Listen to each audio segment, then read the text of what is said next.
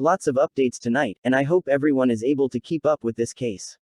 There are so many twists and turns, but the question about where Gabby is remains.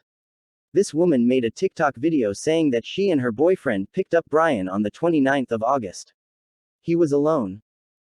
This is critical information, and she has spoken to authorities already. Hi, my name is Miranda Baker, and on August 29th, my boyfriend and I picked up Brian at Grand Teton National Park at 5:30 at night at Coulter Bay.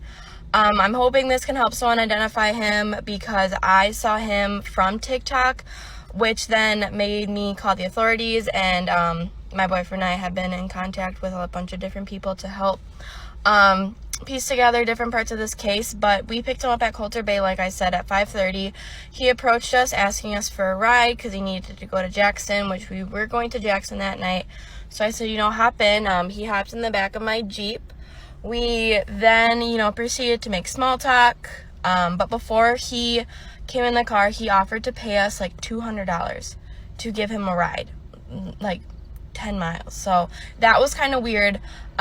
He then told us he's been camping for multiple days without his fiance. He did say he had a fiance, and that she was working on their social media page back at their van. Then once, in conversation, I brought up, we're going to Jackson. He freaked out. He's like, nope, I need to get out right now. Pull over. So we pulled over at the Jackson Dam, which I don't know if you know Teton Park, but it's not very far from Coulter Bay. And if this does reach people, I can post pictures of exactly where we picked him up and the whole route or whatever, and screenshots of the timestamps. We dropped him off at 6:09 p.m. on August 29th. He kind of hurried out of the car, and then he's like, okay, I'm just gonna go find someone else to hitchhike. And we're like, okay. It was a weird situation. So when we picked him up, he was wearing a backpack, he had a long sleeve pants, hiking boots, and he had scruff, but he didn't look dirty. For someone who was camping for multiple days, he didn't look dirty, he didn't smell dirty, so that part was kind of weird. And I'm just really hoping that they find her, and this helps someone remember seeing him, or something like that. To clarify a few things that people are confused on still, when he asked for a ride, he has to go to Jackson, which, if you're familiar with the area, a lot of people call Jackson Hole Jackson.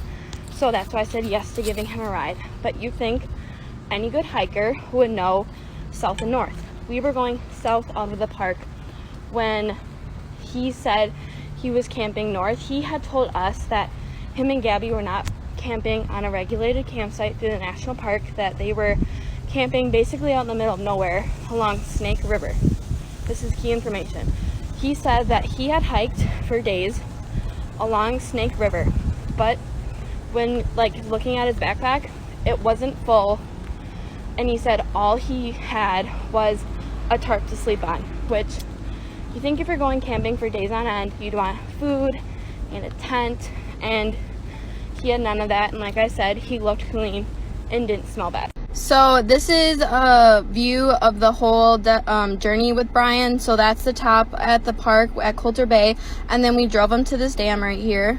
Then at the dam, we dropped him off at this little turnout, and he said he was going to walk across the street to the parking lot, which was full of people, to continue hitchhiking and look for a ride, because he freaked out when I said Jackson Hole. He said we needed to pull over, even though Jackson and Jackson Hole are the same thing. It's the same town itself. This is the text I sent to my mom at 6:09, right when he got out of the car, saying I was okay because she was freaking out.